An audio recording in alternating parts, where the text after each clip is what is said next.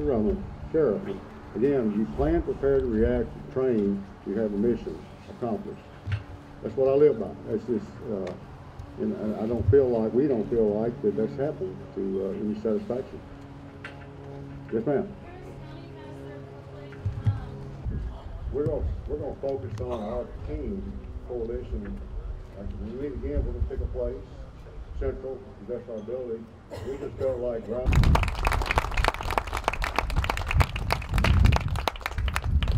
you know, we've been told many things. There's 147 miles of rerouted county roads. That's new county roads of 147 miles.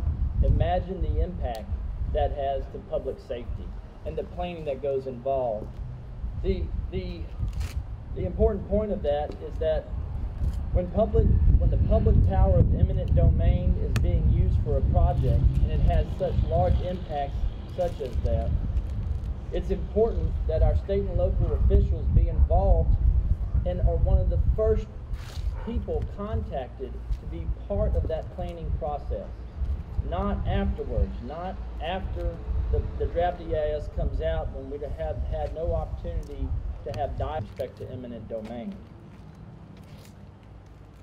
Well, Texas Central, please consider yourself on notice. Thank you.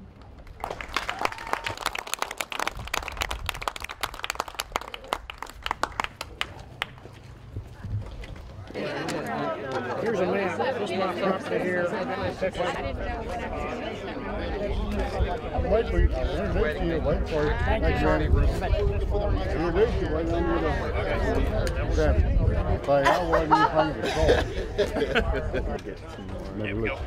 Maybe look pretty? Of course. Every time. It's not difficult, Don. Oh. Yeah, I am. All right. So real quick, could you just summarize what you talked about on the podium, what your concerns and why you wanted to hold this press conference? We, 8 sheriffs, called each other after last public meeting in Grimes County on the concerns of public service, public safety response times that we have absolutely no answers about. And I mean that sincerely, like I said in the meeting, conference, none of us have been contacted by the people that are proposing this, and there's a lot of unanswered questions I, other sheriffs, citizens have, and that's the reason for it. So we all called each other. We got together, had a meeting a couple weeks ago, and the consensus was we've all been treated the same way, from Ellis County to Waller County. We see these guys once a year, talk every so often, but you know, we're all like-minded, got the same concerns. Same concern. So therefore, we decided to form a coalition and of sheriffs. We're not a bunch of rebel rousers. We're not a bunch of radicals. We're a bunch of gentlemen sheriffs elected by the people, and we're going to get some answers through an organized effort. If we meet with them, we're going to meet together, all 8, maybe. If only 3 can show up. In the coalition, we represented by 1 or more people with the court report. And I think that's fair on all sides. I think so too. Both sides. So Texas Central has told us that they did send some emails to you. We got an email, I said a while ago, on February 13th. Mind you, my time frame, I've gone to all these meetings. Last one in episode was February 5th. I called the folks on February the 6th, all the sheriffs, or the 6th. Oh, last one on the 6th, I'm sorry. Tuesday, we called everybody on the 7th. We met in Centerville on the 14th. We all got an email at 3:37-ish in the afternoon of 13th. And then I got a call the day before yesterday about them wanting to meet with the board of directors and chairman. And it was just fine. We're going to meet together as a unit. That's all we're going to do. So your issue then is that no one contacted you before the draft impact statement and things like that? And that's the consensus of every sheriff. Have you reached out to Texas Central to sit down and set a date? Again, I addressed, first time I ever addressed the thing was at the February 6th meeting. At the end, nobody was, everybody finished talking, so I didn't sign in. I said a Reader's Digest version of what I said today. And I said, nobody's talked to me. I'm not that hard to find. You in the media know that. I'm not that hard to find. And other sheriffs have the same opinion. And so I pled to them, and one of them rolled their eyes at me, like I'm bothering them. Well, I said, this is not right.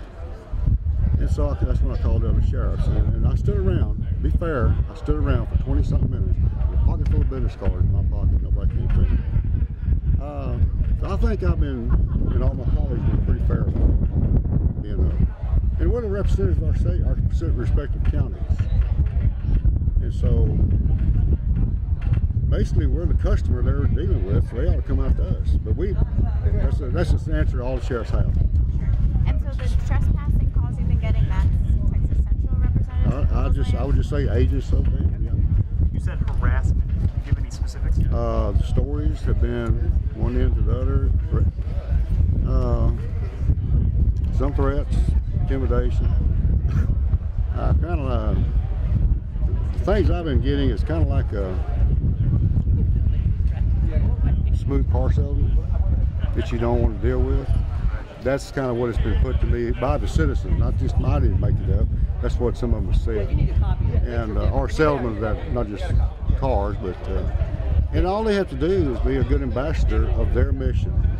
I said it 4 times. And I have a problem with you folks. Wish you well being here on this public roadway. There's opposition here, there's support of it. And we're here for all of them. We're also primary mission is our citizens.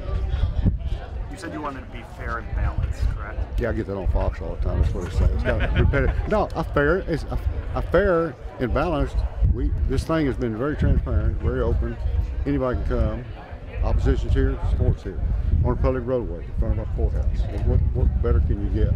Some will argue, though, I mean, Ben Lamont's right behind you. He's the chairman of Texans Against High-Speed Rail, and that doesn't necessarily look fair and balanced. Yeah, it could be a fair statement, and as you as a journalist, I expect you to ask that.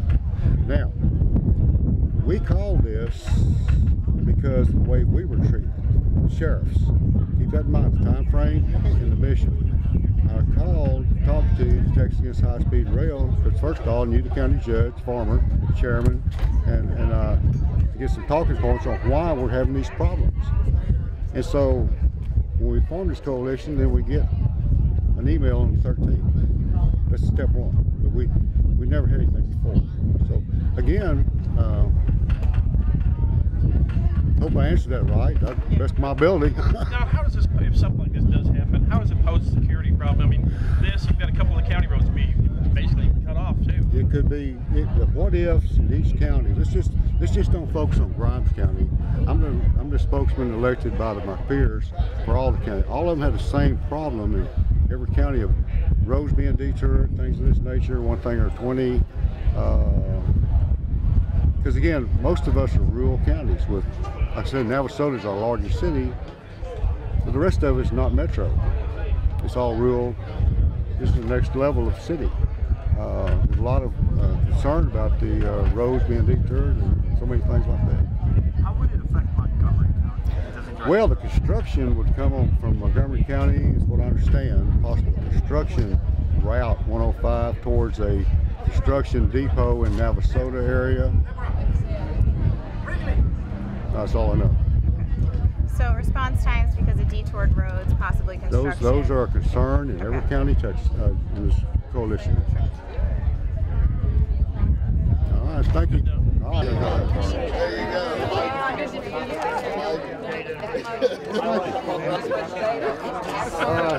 right. My name is Ben Lamont. Spell your last name? L-E-M-A-N. Tell me about this meeting today, and basically, you're with the Coalition Against High Speed. I am chairman of Texans Against High-Speed Rail. Okay, tell me a little bit about the organization. Tell me about today's meeting out here. Texans Against High-Speed Rail is a grassroots organization, represents thousands of members up and down the corridor, thousands of citizens that have very serious concerns about this project and are opposed to the project. The purpose of today's press conference was to articulate the reality that there has been no coordination with local officials, including the sheriff's departments. And so this is just yet another revelation of lack of coordination from Texas Central partners with local officials about valid concerns on this project. Talking, some of these roads have been cut off. I mean, small rural county roads. You've got, maybe one way in, one way out, and without going 10 miles around. Tell me about that. Well, you know, so when we tried to bring this question up many times over the prior years, and their answer was always that no public roads would be affected. But as the draft EIS came out, we came to learn that county roads are being cut off and rerouted. In many instances, the total is 149 miles of new county roads. That affects a whole host of local officials in many different capacities. It affects your schools, your public safety concerns, as the sheriff's represented earlier. Response times are a tremendous impact there to this project, and nobody was coordinated with on the front end. And so when you're using the public power of eminent domain, that's a public power for a public purpose. It is not a public power for a private purpose. And as such, it should require the coordination with your local elected officials and your state officials that are responsible for the infrastructure and safety of our citizens. Appreciate it. All right, yep, no problem. These engineers, and this document comes out, and thousands of public comments as well are in it. And it comes out, and it's 5,600 pages and 800 pages of maps. So we figured that's the time. We now had the detail to meet with all these specific groups. So we first, after that, sent a letter to the county judges, because of course they have a lot to do with emergency management. Then I followed up with a letter to the sheriffs, which included, you know, the segments of the DIs, that very long report that related to their county, and said we need to meet with you. And I actually spent a few days on the road the first of this week meeting with all the school superintendents. So I think what really spurred us on was the release of that large, complex document and the need to continue to get input on it. And that's what moved us on it. So but that comes close to a deadline, does it not? Yeah, there's a March 9th formal deadline, but you can continue to comment throughout this 4-year process of the draft environmental impact statement. There's been multiple times you can continue to comment. That's just the formal comment period, and they will take those into account. And where we are now is we have a draft that spurred, that 5,600-page document spurred these series of public meetings. And then they'll take this next series of comments, and what that did, it gave us a single route. It talked about the station locations, which had not been there before, some of them. And then they'll take this another series of comments, and we hope to have a final by the end of the year. So they'll have opportunities to put that in and also talk with us. So to clarify, your contact with the sheriff's department was not reactive to them forming this coalition? No. We had worked with them before. Like in 2016, I think we worked with them on surveying issues as well. We've worked with them sporadically across the time frame of this project. But that was really, we had heard during one of our public meetings that happened as a result of the DIS that one of the sheriffs was concerned that he had not been contacted. So then that started the wheels rolling. We started with the county judges because they have a big role in emergency management, and then that spurred our letter to the county judges as well. The issue of trespassing was brought up because some people said that some people in the crowd said that they had representatives come onto their property and threaten them if they didn't let them on the survey. Yeah, that concerns me a lot. We have never had a reported case to us of that happening.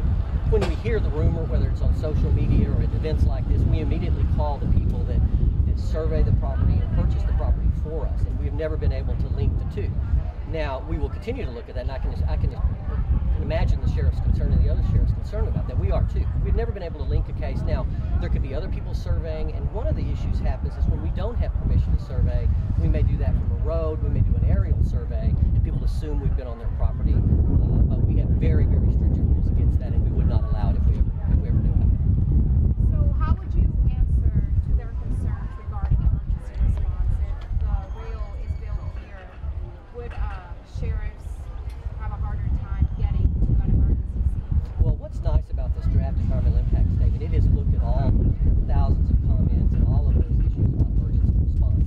In that document, our rail is grade separated all the way. We do not cross the road, and we're always over roads, and we cannot close a public road. So the conclusion of that independent document was that we will not have very, very minimal impacts on emergency response or bus routes for schools, which I was talking to superintendents last week about. Now, during construction, we're under very strict rule as well, is to make sure if we're crossing that road, we get out as soon as possible. We follow very stringent rules. So the conclusion of the document would we have very minimal impacts. But again, that is something we need to sit with, and that's why we sent those sections of that document to them. We need to sit with them, and they know their local communities and look at that closely. There were some, however, said it could be a 15-mile detour in some places. That was of concern. Yeah,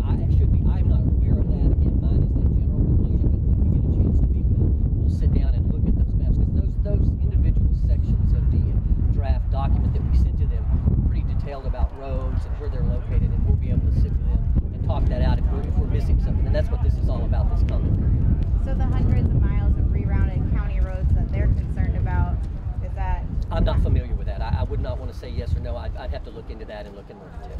But that was the comment coming from the county judge. Yes, sir. correct? Yes, ma'am. So does that concern you if indeed that is the case? Yes, ma'am. How And could so- you work around it then? I would have to talk to our engineers. That's really done with them. I don't do that work, but they would have to look at the maps and work with everyone around that. So it really does, what you do is, and I know some of the sheriffs that I emailed were going to write into the Federal Railroad Administration.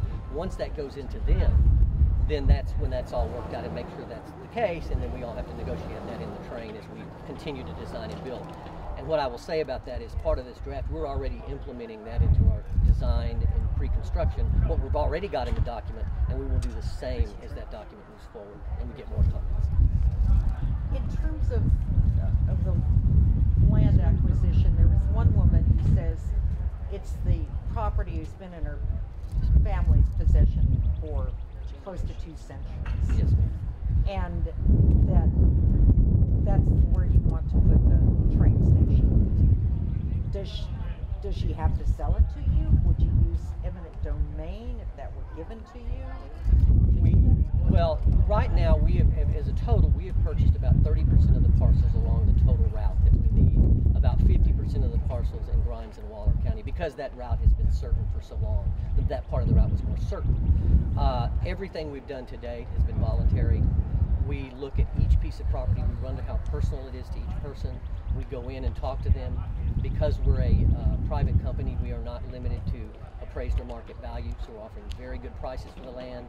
We're working, trying to maximize the elevation on a viaduct, which is people what they prefer.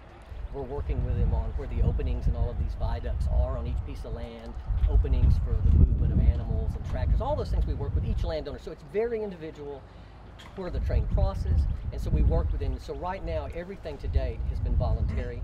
We do have the power of eminent domain. That is usually, we hope we never have to use that, but it would be at the very end of the project. Could it be used against someone whose property is in that prime area where you want to have the tracks go, or where you want to put a train station? Well, private companies like rail, freight rail, and electric utility lines and pipelines are all private companies, and they use that, but it's always as a last resort. So I can't speak to an individual piece of property. We hope we never have to go there. We hope that we're very fair with our pricing, and we work with each landowner to come to a voluntary. Are you prepared to go there though? Yeah, we might have to do that at the very end if we had to. So what's the security for the train? I'm sorry, someone else. Let's do the press, and then I'll come, and I'll be glad to answer questions. What's the next step?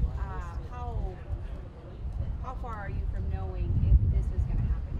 Well, there's a lot of things moving simultaneously, but this draft environmental impact statement, like I said, it was a very, very big milestone for us to meet. 4 years of work, hundreds of scientists and engineers, addressing thousands of public comments.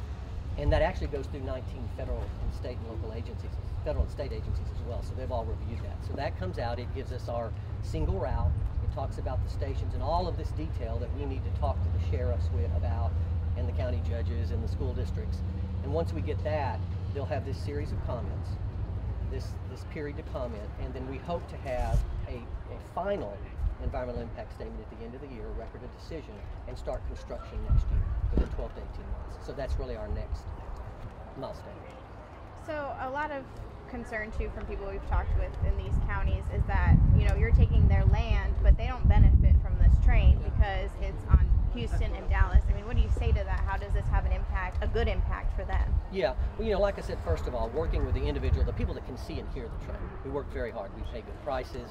We try to avoid private property. 50% of our route runs along a utility, next to a utility core and road. So even from the very beginning of our project, we really tried to minimize our impact on private property.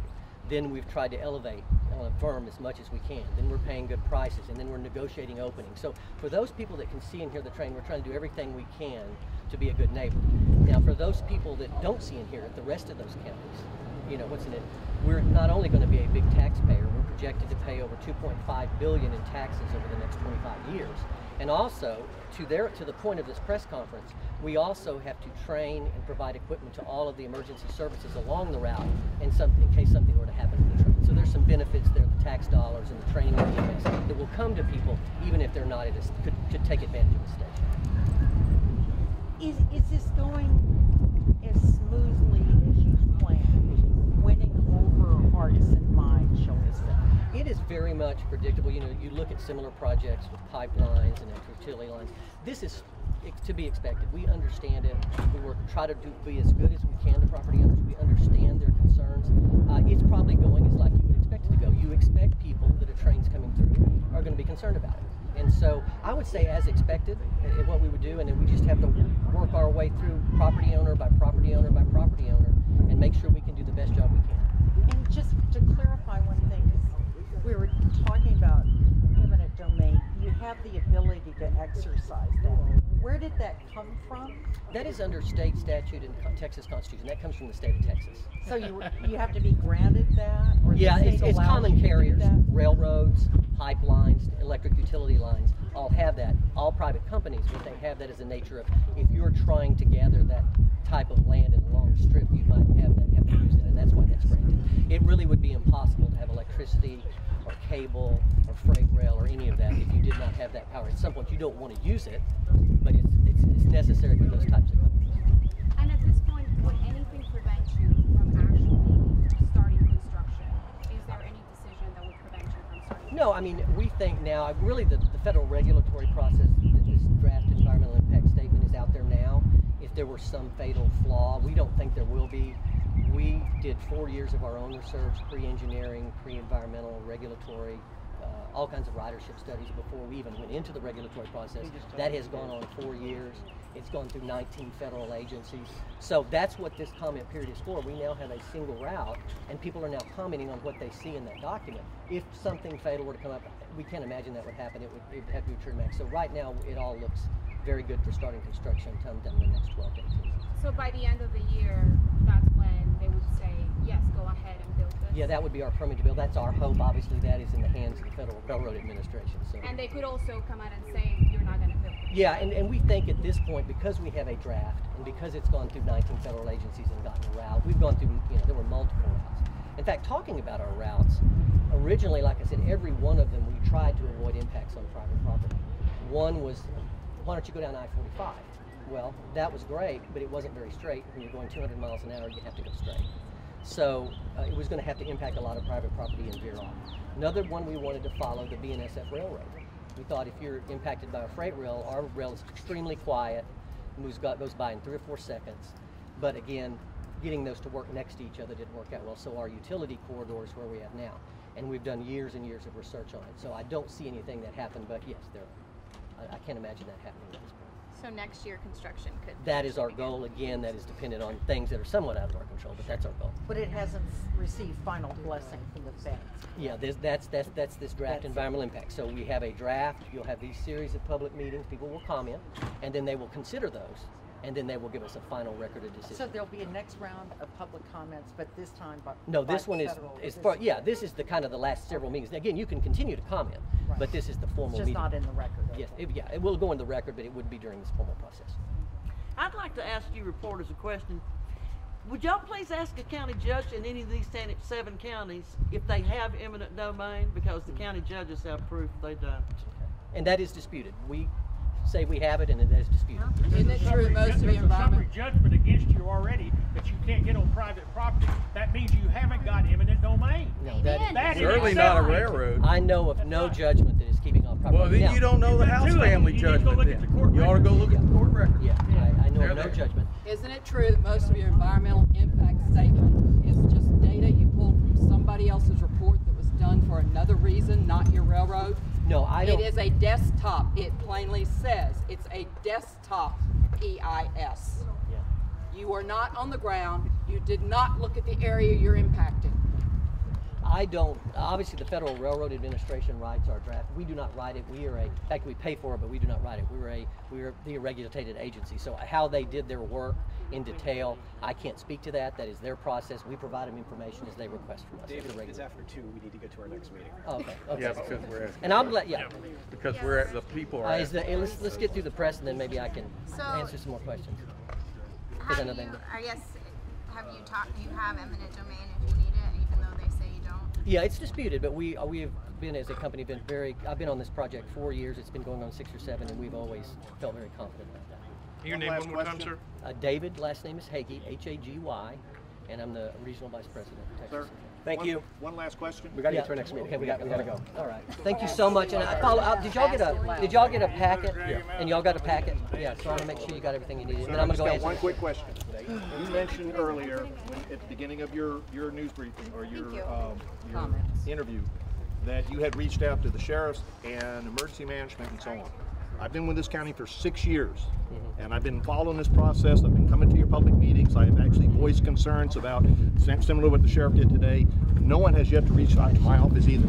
Well, I urge you to do that, to have your folks reach out to me, because we do have very real concerns about not just public safety, but also flooding issues and security issues with this line. Absolutely, we will do that. I'll give you my card as well. Now, what I said is the draft, the Federal Railroad Administration writing our draft environmental impact statement surveyed emergency managers and fire and police. That's what they told us. And they certainly didn't reach you, and they certainly didn't reach some of the county judges, but that's what we want to help remedy. And I appreciate you. And you said that you would help train and provide equipment. It did personnel. And that's the thing we need to discuss with the county judges and the emergency managers. I think that's a great point. Oh, yeah, I really have the railroad. You said you'd answer the citizens after the press, but now you're pulling out. I'll stay and answer. What about the security of the train? What's to keep somebody from parking a U-Haul trailer, pulling a wheel off, full of explosives under an overpass? Well, obviously we need to address that. It's going to be part of our security plan. We're regulated by the state of Texas and by the Sounds to federal me like a government. plane's a whole lot safer. People are free to fly. Oh, yeah. Yeah, it's cheaper too. What's your name, ma'am? My name is Annabeth Neeson. I live in the little town of Shiro in northern Grimes County. Yeah, spell your last name? Neason. What do you think about this high-speed rail coming through your county? I'm very much against it. It's the typical case of we have resources, others want to benefit from it, and they're going to take them one way or the other. And they don't care about the county it's destroying.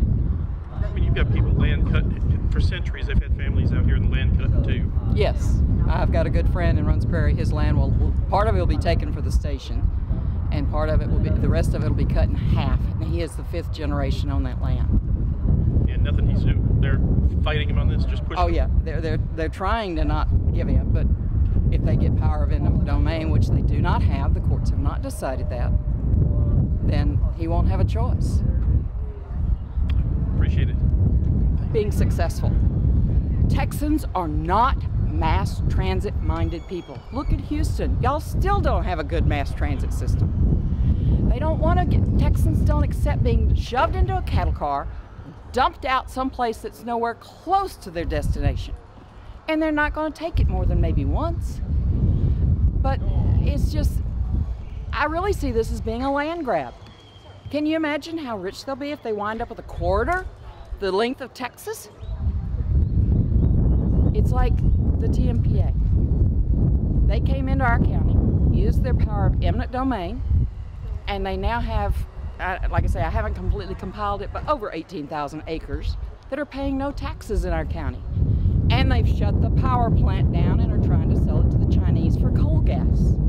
A very old technology, a very inefficient technology. And what will happen with this railroad is it'll go default, and they've been declared bankruptcy and walk off and leave it. And our land is destroyed. You'll have an elevated railway that no one uses, dividing people's land. Some of that land's been in 5 generations in a family. And it's, again, the big cities taking the resources of the small rural counties. Will we get taxes? They claim we will, but I just don't buy it. Besides, truthfully, we don't want to develop. I live in Grimes County for a reason. I don't want my neighbor's house 16 feet from mine. So it's a very shady project that I see as being unsuccessful in any long run. All right, thanks.